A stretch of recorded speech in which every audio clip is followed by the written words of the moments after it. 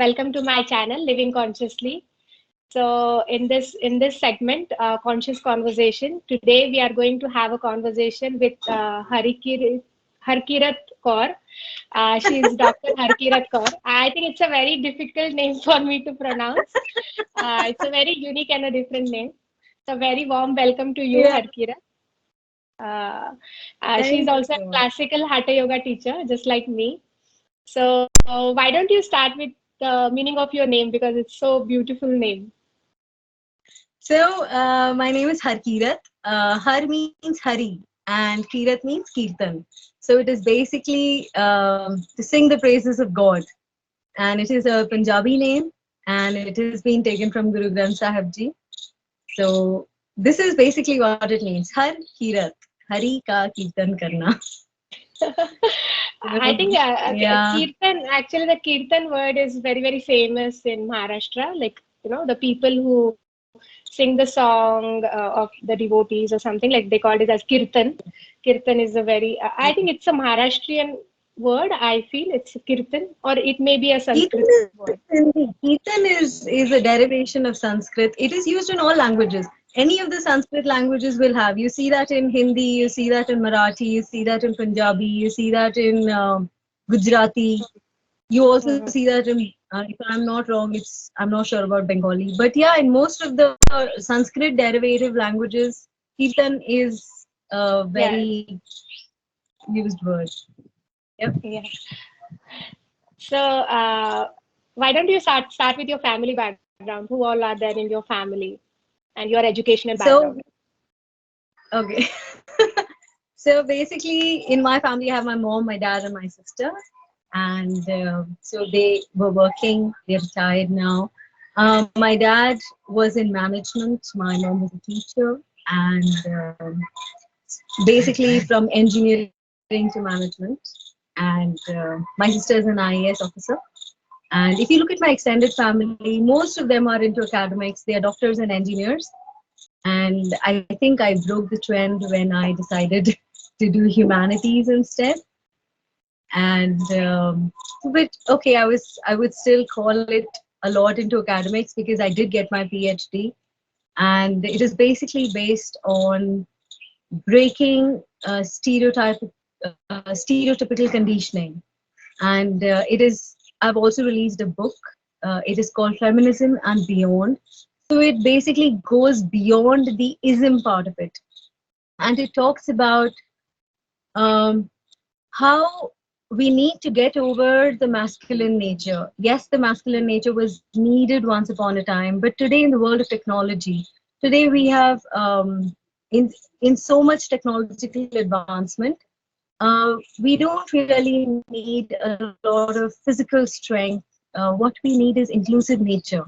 So it goes beyond gender stereotypical conversations. It goes beyond man and woman, and it talks about blossoming the feminine within every individual.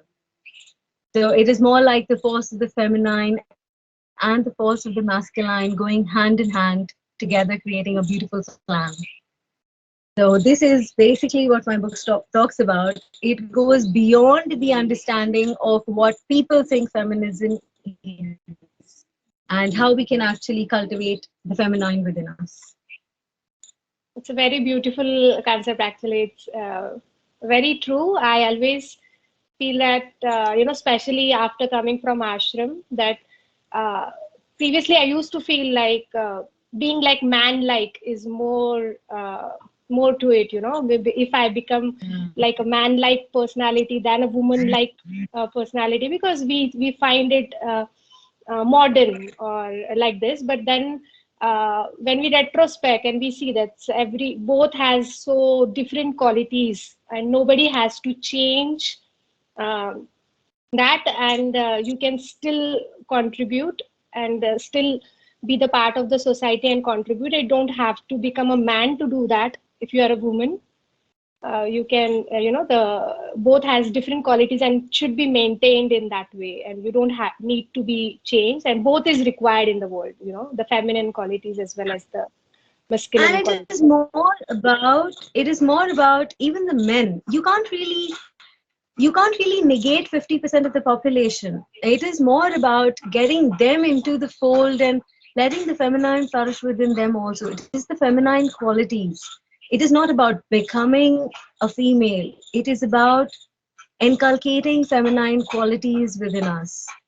So it's more about those things. It is more about caring, nurturing. It is more about an inclusive nature.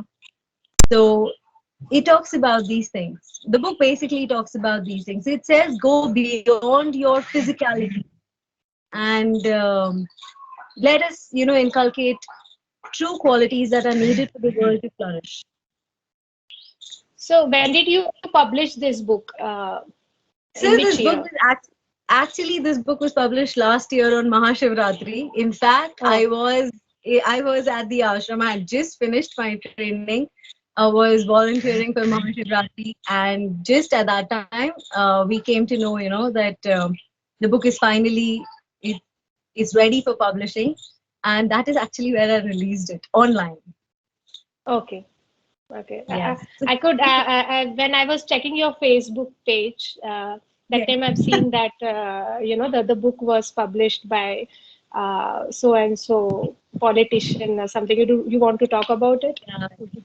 Mm. Yeah, so what happened was initially the physical form of the book was opened by Supriya Tai Sule, basically because she was working a lot for women empowerment, and she actually understood what I was trying to talk about, and she very willingly, came and was actually appreciative of the fact that I'm coming out with a book that is so different from everything else. Mhm. And that's how we actually went on releasing the physical form of the book with her and the online form with the Adi Yogi. Mhm. So the Adi Yogi is obviously, Adi Yogi is actually a combination of the male and the female, right? Yeah. So it Yeah. is actually the complete human being. So I thought that it is best that my book be released at a place where you actually have an understanding of what a human being should be. Yeah. So you must have finished the book before going to Hatha Yoga teacher training because it Yes, got yes, I published. had finished it. Yes, I had finished it mm, I had finished it before the training, and it was just in the publishing state. And for the 6 months of the training, I did not talk to anybody over there because I didn't want my mind going there. I had come for a very specific reason to the ashram, and I wanted that to be fulfilled. Mhm. So So our I've noticed that you training said, also, yeah, yeah, yeah. go ahead. Yeah, yeah, go ahead. So I was saying that our training got over in the beginning of Feb, and after that I got back to getting the book published online.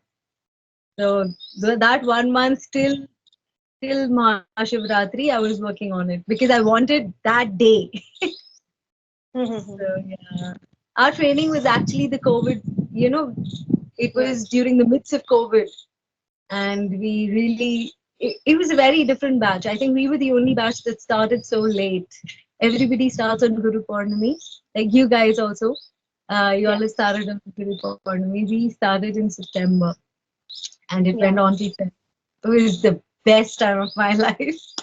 I would say that the Hatha Yoga teacher training, it breaks you, it makes you, and then it blossoms you. Yeah. So true. So we will be going to talk about it, but why don't we first little bit talk about yourself, how the journey started, and then we will go to the Hatha Yoga teacher training part. Oh, yeah, sure. So I've had a crazy life journey. I studied for UPSC. My sister and me, like we both studied, and she cleared, and I didn't, obviously. And I was like, okay, I'm not studying anymore for this exam. We have one officer in the family. That's more than enough. I got back to my love, which was literature at that time, and I found myself yearning for something more. So I started my own event management company at that time, and it was doing very well. I was still yearning for something more, and that's when I came across uh, like my mom, dad, and my sister, they'd already done inner engineering. Okay, they done it with Sadhguru, and they kept on telling me, Kirat, you should do this. You should do inner engineering. It is going to help you in a lot of ways. And I'm like, yeah. I had a resistance. I had a lot of resistance inside me for these things. However, in 2015, after they told me so many times, I was like, okay, fine, I will do inner engineering. And I did inner engineering in Pune itself, and it was amazing. I loved the experience. I knew it is something different. Uh, I was doing my PhD at that time. I was like really stuck up, and I didn't do my mandala. Okay, I just didn't do my mandala because I was like, "Ha, theek hai, theek hai, theek hai." So my sister was posted in Mumbai, and one evening, rather, Sadhguru had come for an in conversation with the mystic, Mm-hmm. and my sister and me, she said, come, Kira, let's go. I said, okay, fine. So both of us went for the in conversation. My mom was also there, and Sadhguru just, what he does. I don't even need to explain it. It was just like one look, and I just melted. And in that, in conversation with the mystic, he called everybody to come for the consecration of the Adi Yogi. And it was then that I just knew. He walked, there was a ramp over there. Okay, so he like literally walked that place and he looked at me. And immediately after that, he said, why don't you guys just come for the consecration? And that was the time I knew that I have to go for the consecration. I don't know, there's something just happens within you. Uh, all your shields just drop down, and so we decided, okay, so my dad was busy in his work, so he couldn't make it, but my mom, my sister, and me, we took holidays, and we went for the consecration, the Adi Yogi consecration. Oh my god, that was so powerful. Before that, even though I was a literature student, I did not know what consecration was. I'm like, what is consecration? So I used to look at the dictionary meaning and stuff, all of that, okay, but it never told me what am I going for actually. And that was the time that I was totally blown away. Those 7 days were phenomenal. I have never experienced anything like that before. And that was the time I knew that I'm missing out on life. Though there were, because I'm based in Sikhism, we have a very strong flow of devotion. And during some of those meditations, I would call it, I have experienced phenomenal, like I have been grounded like that. When I attended the consecration, I knew this is exactly where I want to be. I'm completely losing out on my life otherwise. And then when I came back to Pune, I did my Shambhavi Mandala. I completed my Mandala, and I knew that, now, then I started volunteering for inner engineering because now I know what is it that I really want. And that's how the journey began actually. Then things just started coming. Again, I was resisting for the next program, that is BSP. I was like totally resisting to it.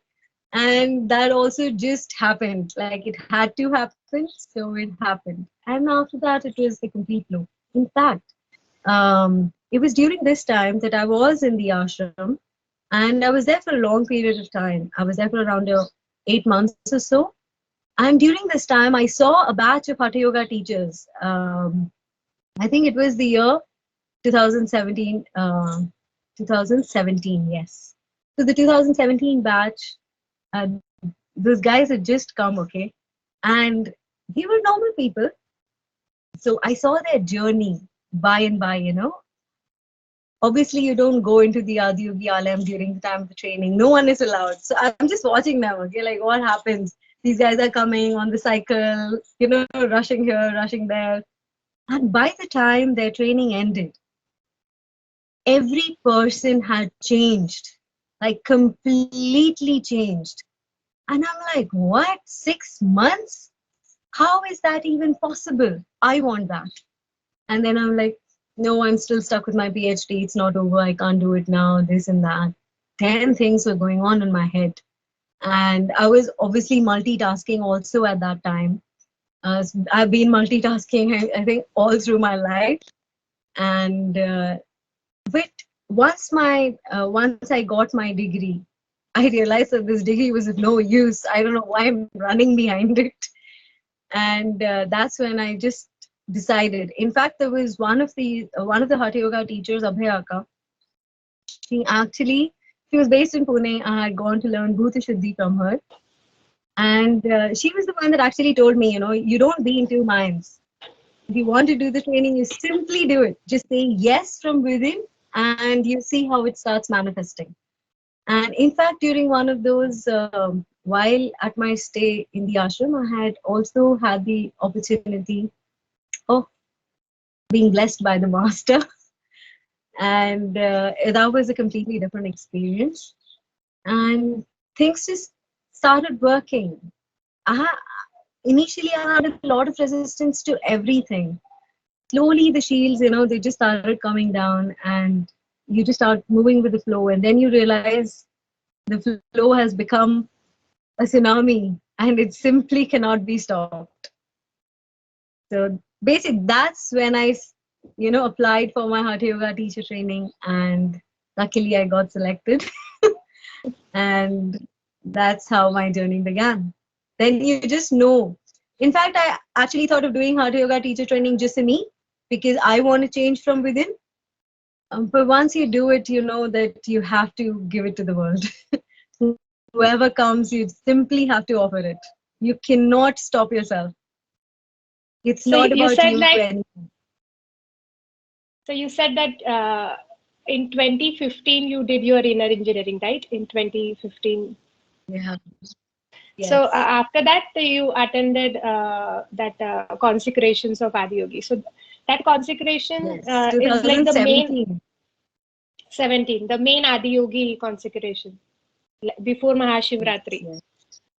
Okay. Yes. The one that was before March. The temple, which is the temple, is there where there is a Yes. that. Just below the Adi. Yes. Yes. Exactly that one. Oh, that was amazing. Oh my God, I will never forget that. It was very powerful. So you stayed there in ashram for like 4 or 5 months, you said, na, before the training, like just to Yes. experience when you shared like 2017 batch, you experienced how people changed and you were able to witness that, and that inspired you for Hatha Yoga teacher training. So when you were staying there, you must have done different types of courses which are offered by Isha, and you were doing the volunteering there. So, how was your experience about Shakti Chalna Kriya or other practices that Isha offered? Shunya, Yeah. if you want to talk about. So I did my BSP. My BSP. So like I told you, I was resisting a lot for my BSP. I came back to Pune after the consecration, and then I had gone for the in the lab of the master program, and there I was volunteering. Okay, and that was my first experience of volunteering at Isha, and it was amazing. But these guys told me, Akka, you want to volunteer, we can see that, but physically, you're not able to cope up and all. You need to do your BSP. I'm like, yeah, okay, yeah, okay, okay. you know, the resistance, you can literally see the resistance. And I said, okay, fine, Obviously, you do that out of respect. But in my mind, I was like, no, I have my stuff going on. I was already looking after my company. I was doing my PhD. I was teaching. So I was juggling between too many things. And I'm like, yeah, okay, whatever. And then I came back to Pune. These guys called me again, the volunteers there. They were like, Akka, just the last few seats are left. Please do. And then I felt guilty, okay? I'm like, no, yeah, these guys are really caring for me. I have to do something about it. So I applied for my BSP. And in fact, I called up one of the Pune volunteers. That time, I think she didn't pick up the phone or something. And she called back late at night. And I had given my dad's number, okay? I didn't even give my number. I gave my dad's number. And so my dad spoke to her and then he called me up. we Mhm. I just live on top, okay? So Papa is obviously not going to come up and he'll be like, okay, in our house we do this. I think in everybody's house you simply call each other. So my dad calls me up and he's like, Kirat, you please come down and you please fill up the form. That akka that called very sweetly, she said, please ask Harkirat to fill up the form. I'm like, yeah, okay, it's too late at night now. I'll do it in the morning tomorrow. Again in the morning, she called up. She's like, the last seat is left. Please do it. Just out of guilt, I filled up my BSP form again. And then my sister told me, you better do your homework. You better do your homework. You better do your homework. He was behind my life. And so I did my homework. And then when I went for my BSP, oh, that was the time I understood why that batch, why that time. Because some things happened over there that really opened me up.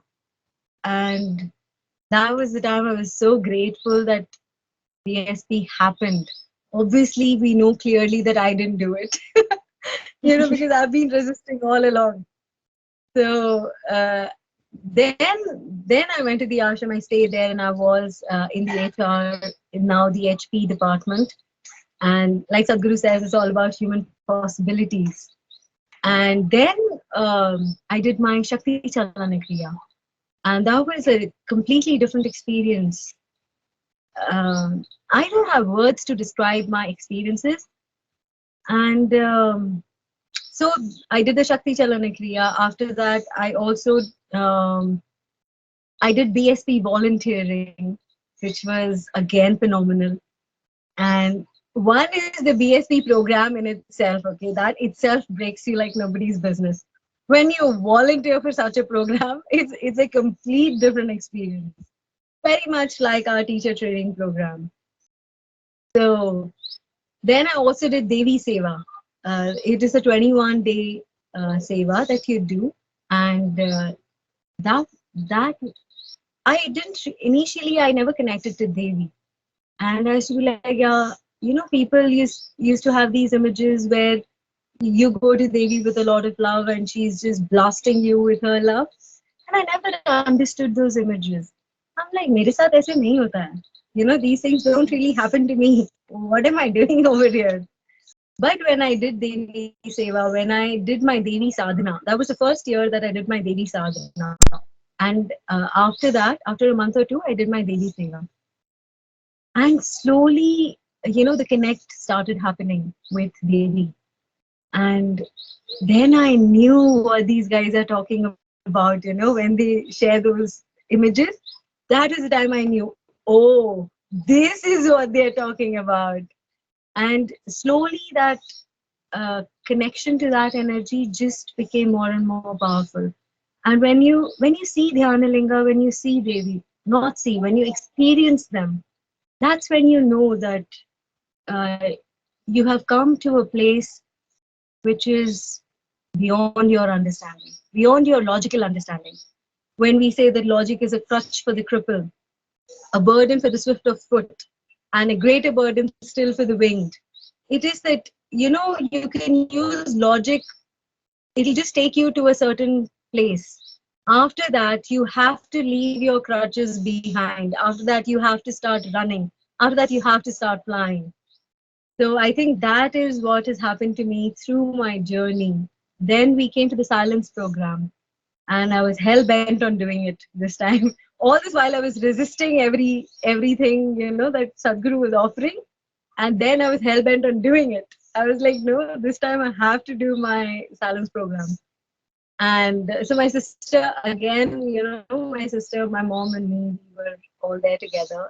And there was one family actually, they're full time volunteers at Isha, and they've been very close. They've been with us since our childhood.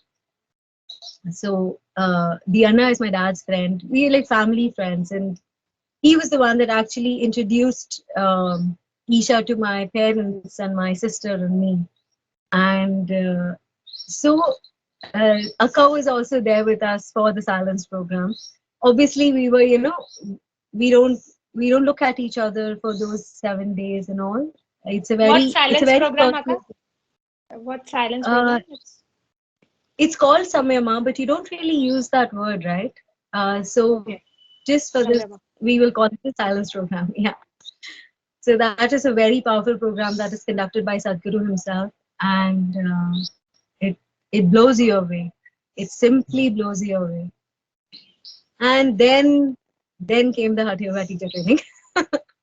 So that is how it actually happened, and it was a very beautiful journey. I have met beautiful souls, and I'm just grateful and blessed to be part of something so phenomenal, and to have come in touch with somebody so different, somebody so much in sync with nature. So, Sadhguru. when did you started practicing, Hatha Yoga practices? Like, uh, So my first Hatha Yoga I started when I learned Shakti Chalana. My Shakti Chalana Kriya, they teach you Surya Namaskar. They used to teach Surya Namaskar at that time. And that was the time that I actually started Hatha Yoga. And I'll tell you the truth, I used to sham out. I used to. I'm basically a state level basketball player. I was selected for nationals in football. I'm an athlete. So that was my that is actually my journey, and but I could never actually sit still to do the practices. So I used to finish my Surya Namaskar like really fast. And when they told us for the silence program you need to do yogasanas, so we learned yogasanas. It was amazing. I learned that in Pune only, and I shammed out my yogasanas. I mean, I could have actually touched the ground, but I was like, no, I don't want any injury happening. So I used to not go down all the way. And I was not right on my part at all.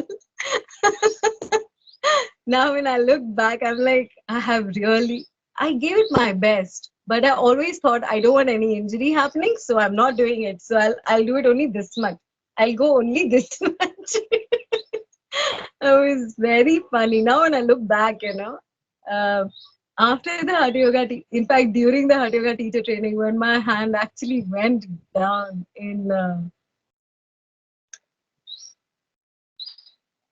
Trikonasana, yeah, and I'm like, oh, this is how is it supposed to be a word? Oh my God.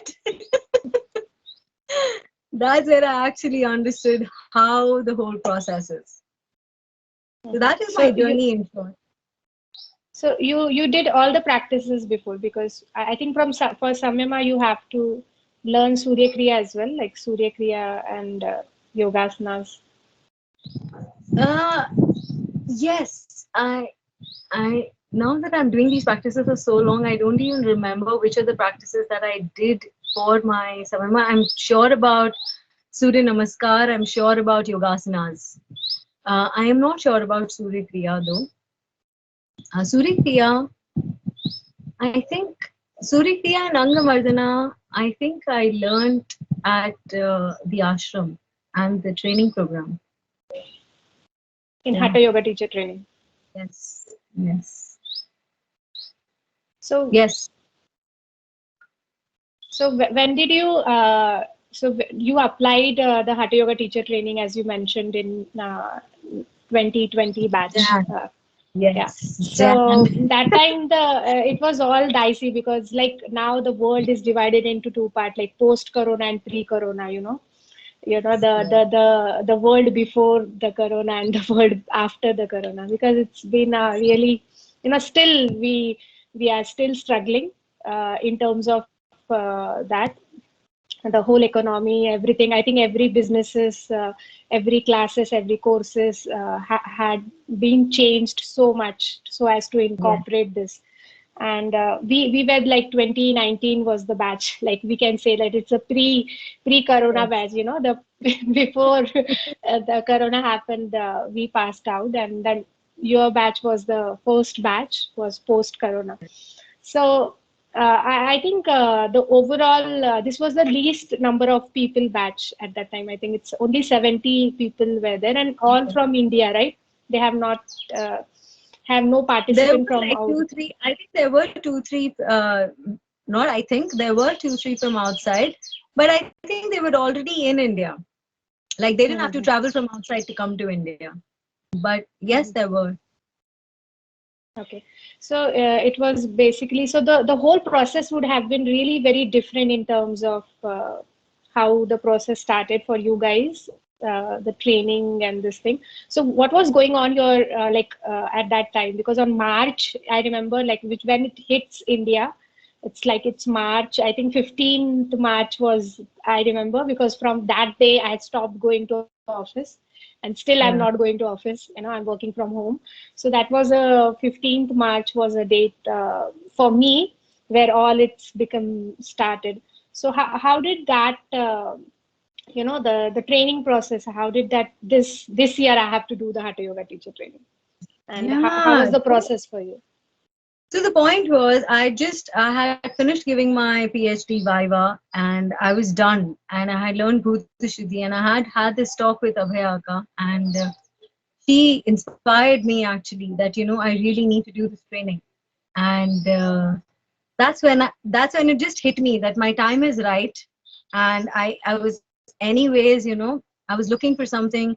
I was looking to take a break from everything, because when you're doing your research, you come across very harsh realities of life, and it takes a toll on your mental health, it takes a toll on your physical health. You really need all these practices. They helped me stay calm, they helped me stay stable throughout my process. And definitely I had help from outside, my teachers, my family, my extended family. They were all there to support me, they're like, chill, you'll get a degree, don't worry, but then in Jan 2020, I filled up the form, and for some reason, the response that I got, it must have gone into spam or something. So I didn't get it. I was checking every day, and I'm like, yaar, kuch aaya nahi abhi tak, kuch aaya nahi. Then one day I was in the ashram, and I had gone for the Shri Brahma Yatra, Sadguru Shri Brahma Yatra, and just at that time, I met one of the Annas, and he was the sister of the doctor of the Isha Hatha Yoga teacher training. So Shruti Akka. So he tells me, how is it? I said, in conversation, I just said, yeah, this year I have applied for the Hatha Yoga teacher training, but I don't think I'll be selected because I haven't gotten any response from them yet. And he's like, okay, wait, let me talk. And he just happened to speak to her, and I got a call from the ashram, and they said, you seem to have applied. We've given you a mail back, but maybe you didn't receive it. So then they sent me, and then I'm like, please, please let me be selected. And then I fill up the form, and that's how the whole journey started. The selection process, and after that, um, it was once the lockdown happened, no one was sure whether the Hatha Yoga teacher training is going to happen or not. So they were simply going to, they would have just said, okay, not this year. It may not be conducted at all. And I was like, "Arey, ye kya ho raha hai?" So a lot of, there were a lot of mails back and forth, and then finally it happened, and they said, okay, we will be conducting the Hatha Yoga teacher training, and we had to go through this 15-day quarantine period. And if we were traveling from outside, we had to stay 7 days outside, then 15 days quarantined in the ashram, and then we would be let out. So it was very new for us. Okay, everything was new. I think for the volunteers, for the Hatha Yoga teachers, for everybody, for the trainees, everything was new. And it was one of a kind journey. Okay, because ideally, see, when now we want to go to Coimbatore, we just book a flight and we go. We couldn't do that at that time. All the flights were cancelled, and obviously it was not safe to go via flights. So I don't even know how to, thank what happened. A car came from the ashram to Mumbai, picked up two of my course mates, Nikki and Prajakta, and came to Pune, picked me up, and we went to Coimbatore like that. We went, we went via a car that came from the ashram just to pick us up.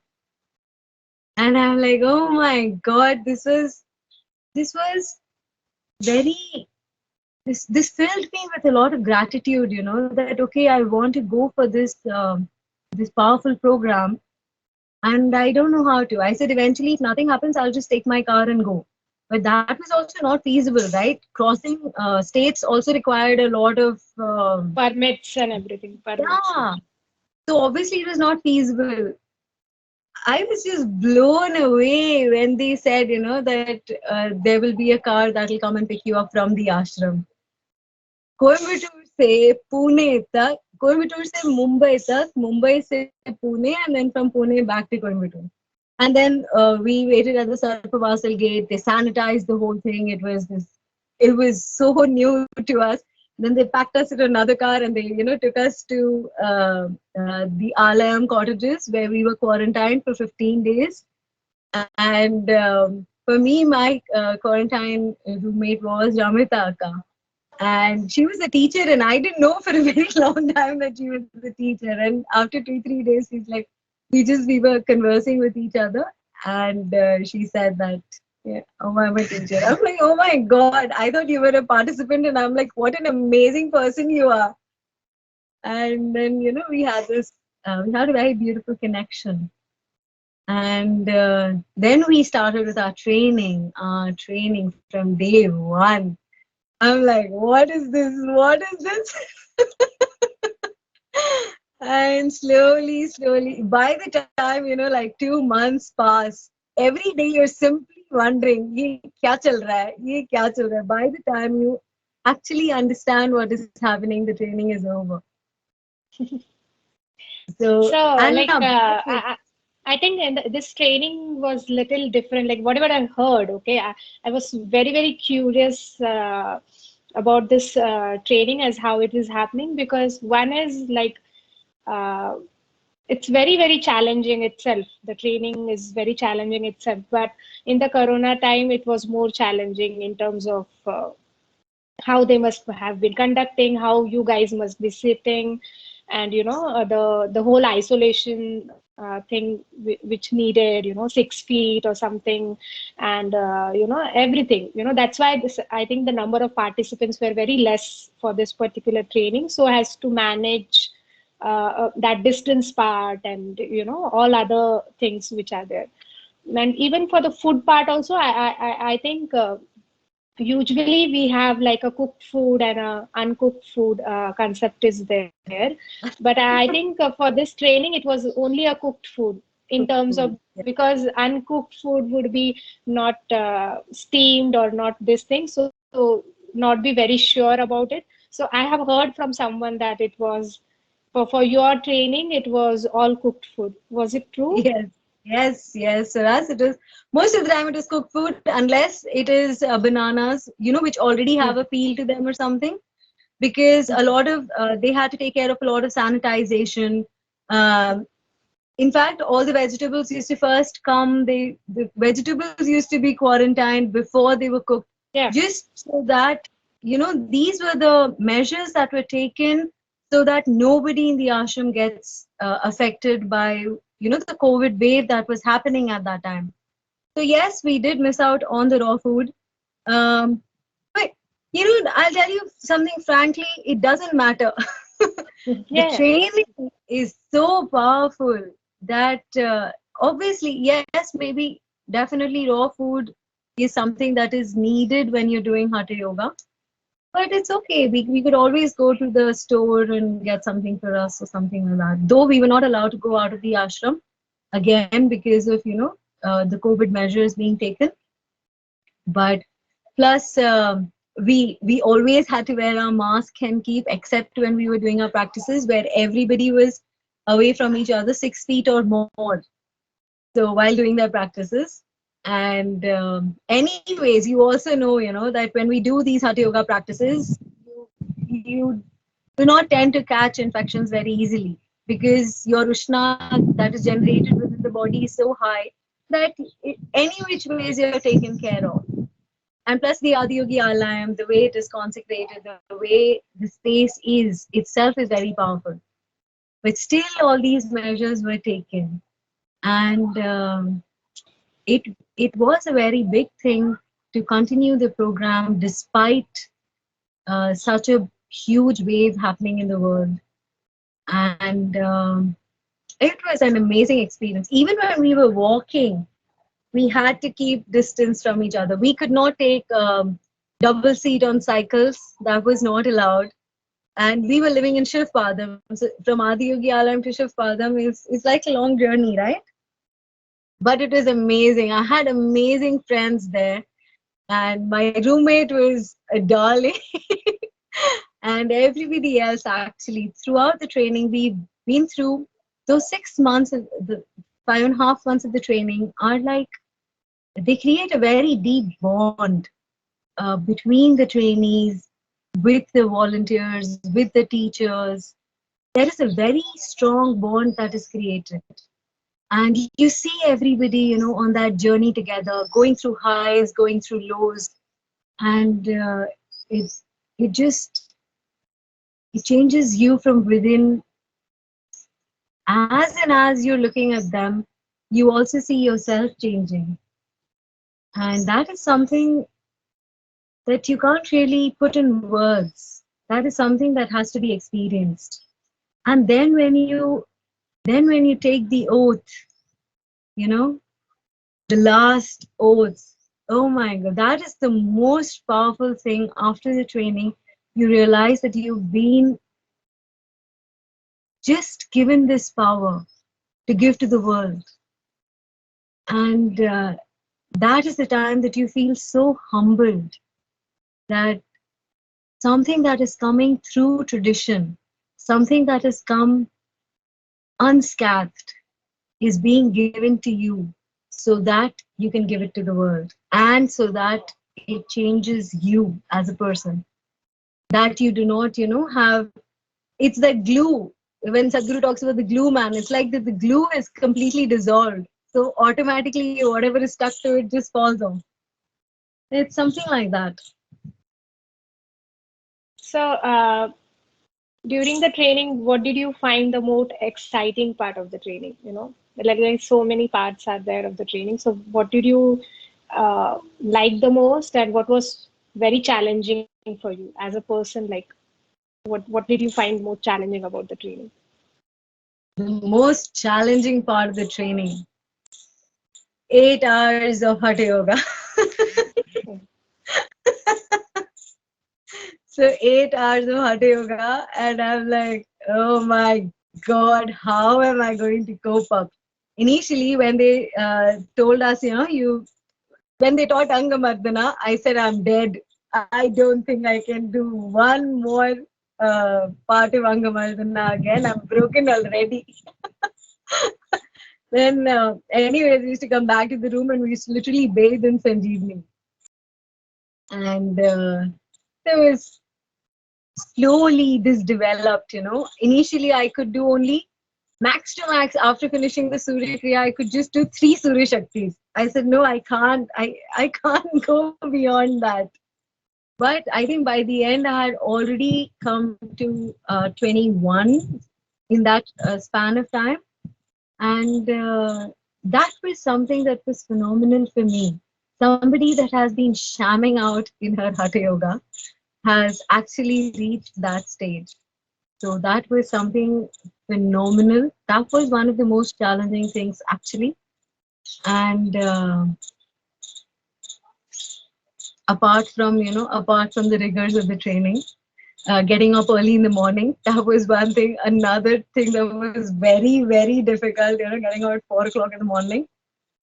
So yeah, there were things that I found difficult, but through this training, you see that it becomes a part of you.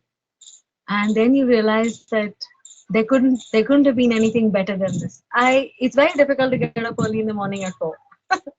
My roommate and me, Garima and me, we used to push each other into getting up, okay? And I thank God at that time that I have a roommate. Otherwise, I would have missed more than half of my classes. You could have not. Yeah, Yeah. they would have ensured you better well get up and come. Yeah, so that was that. Amazing. But otherwise, yes, because I had been in the ashram before, I think I knew what I was getting into. Like some of them, it was the first time that they had come to the ashram, so they didn't know what they were getting into. So everything was very new, and plus COVID. Because of COVID, there were like a trillion rules to follow. As it is, you have to take care of so many things. On top of that, there were these COVID guidelines, and every time Ma used to come and tell us, y'all are not following it. When we were actually following it, she had to ensure that you're following it at every second. Yes, I think that was the toughest part, to not, to always keep distance from the people that you are spending 24 hours with. That, yes, that was another thing that was like really tough. That you really But want. but at the same time, I think just one of the best thing I find is like whatever Hatha Yoga we teach, we just sit and teach and we don't touch anybody and nobody touch anyone.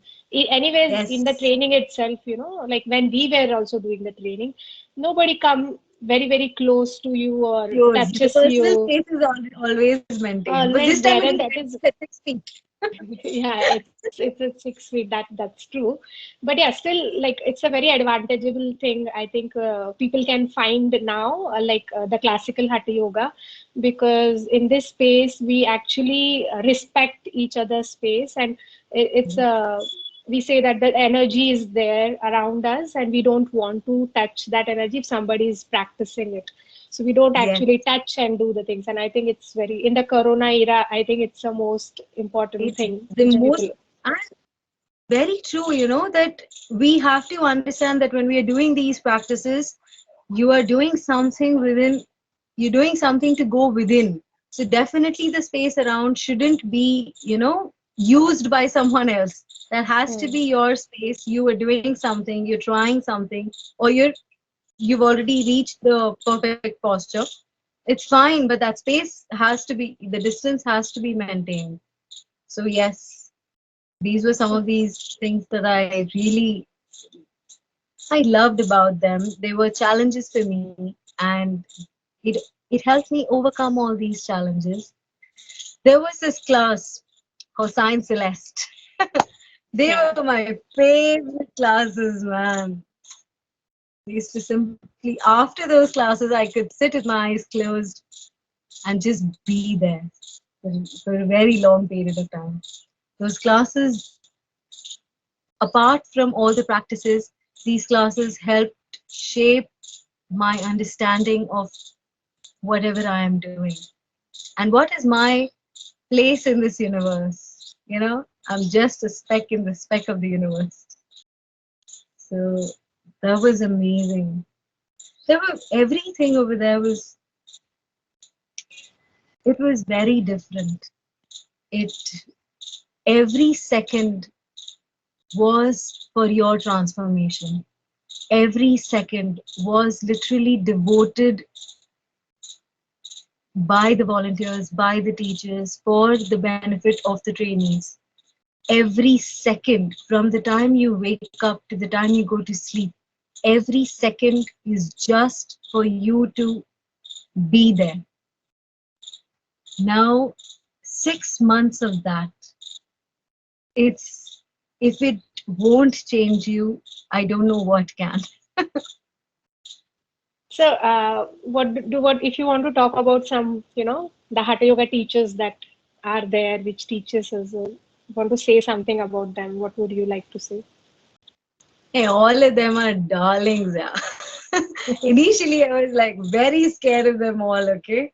But now that I finished my training, I understood why they were the way they were.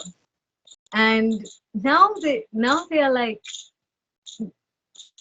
now you understand, you just understand them. But I would always bow down to each and every one of them for not being there, you know, and just letting that power take over for every participant. They were there to support each participant at every moment in time, and they were not there to let the participant grow. Now, that is something that an individual knows when to be there and when to let the person grow. For that, I'll just bow down to each and every one of them. All the teachers, the swamis, ma, oh, was phenomenal. I mean, my bay coordinators, such darlings they were. They literally took care of us, like we were babies. So And they true. pushed us into, doing things that we never thought was possible. So, yes, they knew when to be strict, they knew when to be kind. And that is something, I mean, each and every one of them, yeah, each and every one of them, all the teachers, they are something. I I don't have words to say anything to them. There were some poems that I had written during the time of the teacher training course.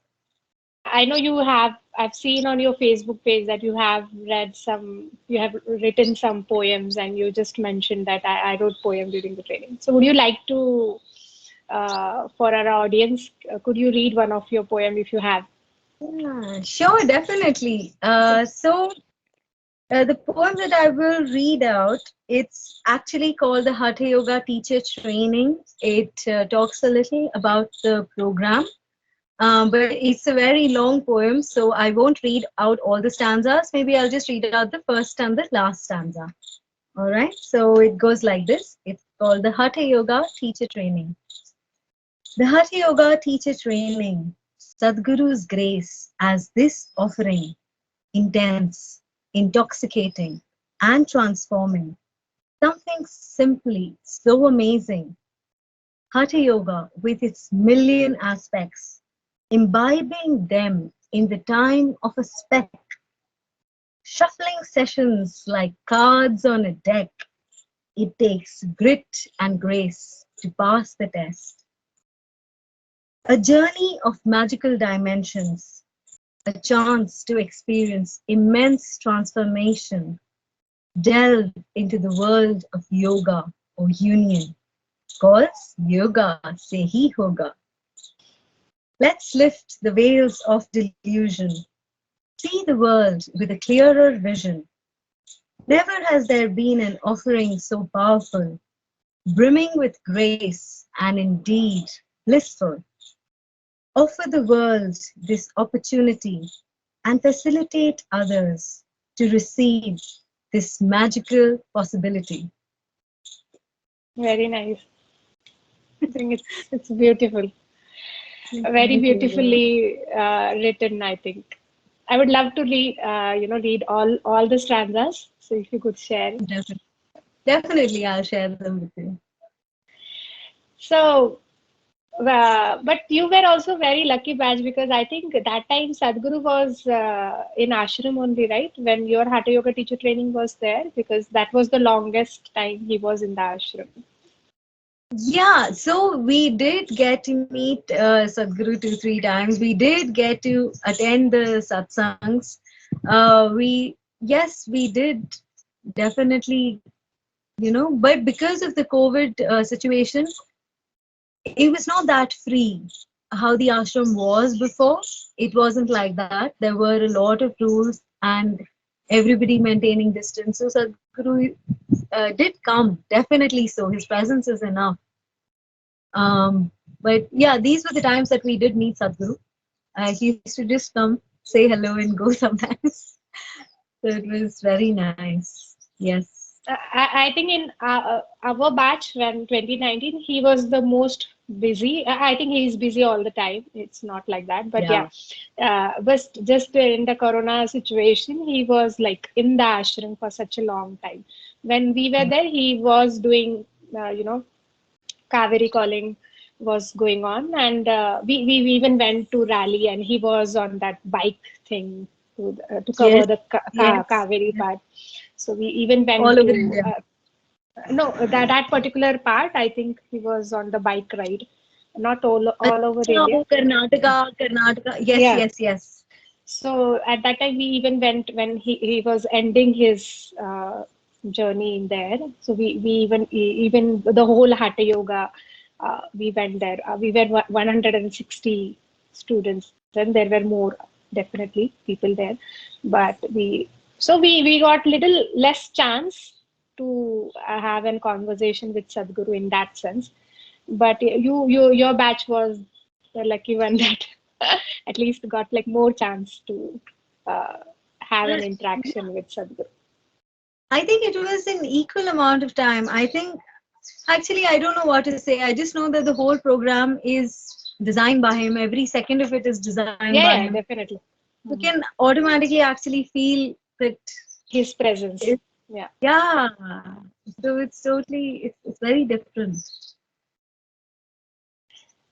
So after the training was finished, you got certified. When you came back again to your home, what difference did people find in you, like your family members and your friends?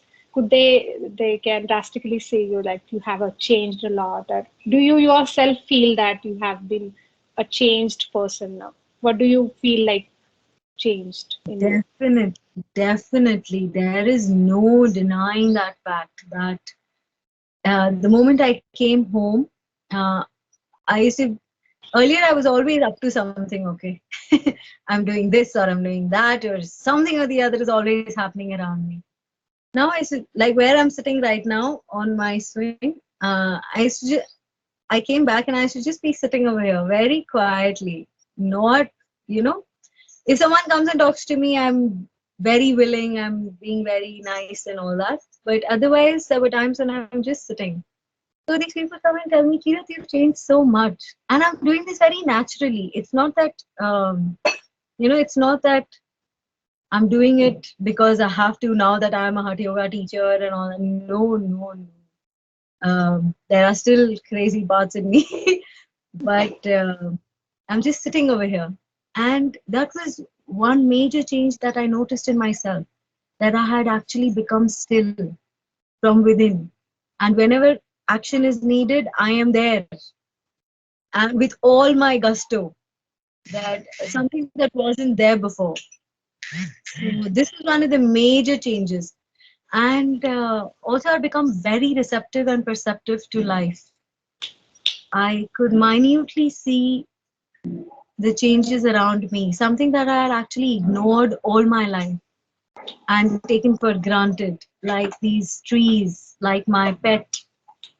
Uh, I literally started observing these things with minute detail, or simply working at home. I'm very conscious of what I'm doing now. Earlier, it was like, Acha, theek hai, I have to finish this work, I have to finish that work. Okay, now this, now that, now this, now that. And now I'm like, okay, what am I doing? And I'm totally involved in what I'm doing. So these are one of the major changes. They're actually very subtle, but they are major in my life. So you were doing job before you were went to a Hatha Yoga teacher training, or you just completed your graduation and degree and PhD, and So, then you. so I have my own had my own event management company. I closed it because I didn't find the sense to it anymore. And in fact, while I was doing my PhD, a lot of my time had gone into research, and therein I was also teaching in a college.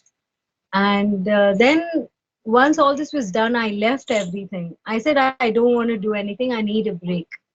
And that was the time that the Hatha Yoga teacher training happened. So basically, at that time, I didn't really take a sabbatical from my job or anything. I just took a sabbatical from life. I'm like, I'm just done. I have to do this for myself now. Hmm. So, and So you that's you how it just happened for me. after coming to training now, you are just concentrating on teaching part of Hatha Yoga teacher training, or teaching, or you're doing some. So I had taken up a job, and that was also on teaching. I said, okay, I will be able to manage both of them together. But the calling in me was very strong, and again, I was multitasking. I had to translate this book from Marathi to English, along with my teaching and along with offering Hatha Yoga. And somehow um, I was not fulfilled in my job. And then when I took a call after I came back, I did pick up a job, but I realized that it was not the right decision to take. It was taken just because people were expecting, that um, it just happened, they just said, why don't you just come here and teach? And I'm like, okay, why not? But then I realized, no, this shouldn't have happened. And so I left it.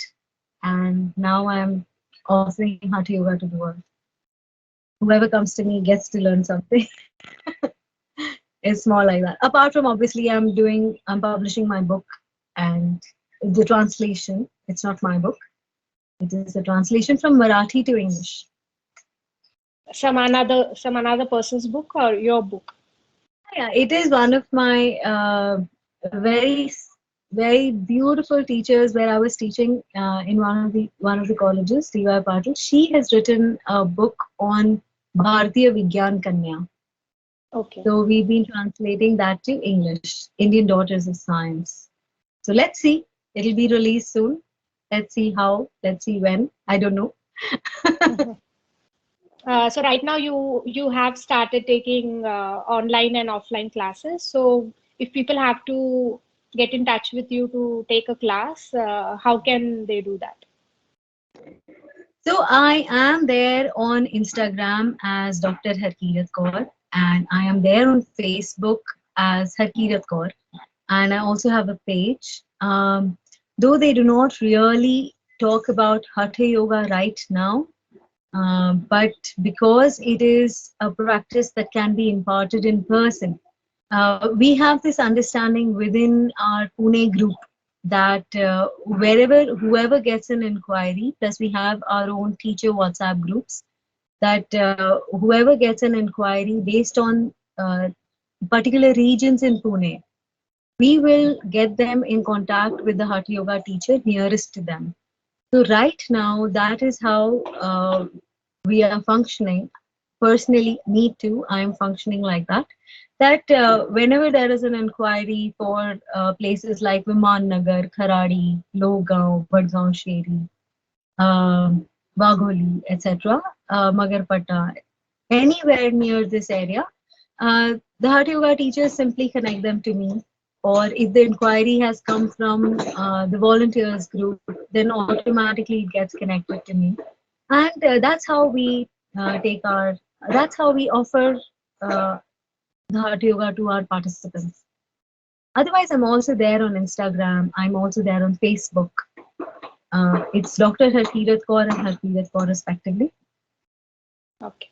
So how many classes you have taken yet, and not in terms of numbers, and like how frequently are you taking classes, and how is your experience of doing it? And do you So find it is like a viable, like in terms of career option? So how it's going for you? definitely so. There is some construction going on behind, so I think Okay. you would hear that sound. But yes, my classes go on through the weekend and they also go on throughout the week. Like I said, it is based on the convenience of my participant. I will juggle my timings like that. And like we seek a convenient time for the both of us. And that's how we schedule our classes. And this happens throughout the week, morning batches and evening batches. So yes, it is a very viable option. And plus the world needs classical yoga right now, because in the name of yoga a lot of other things have come up.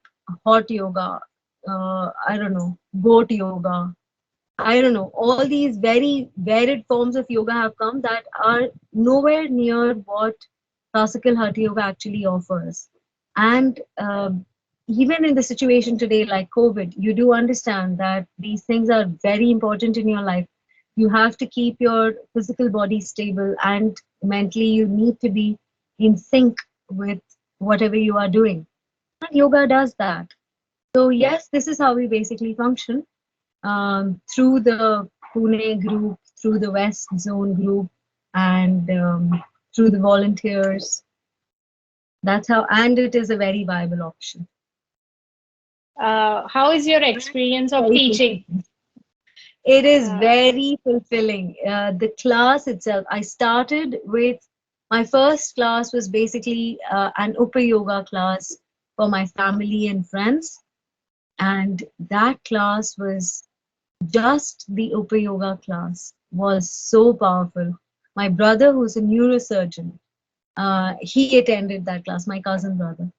And he told me once we finished the class, he he had also, he had felt something very powerful happening in that class.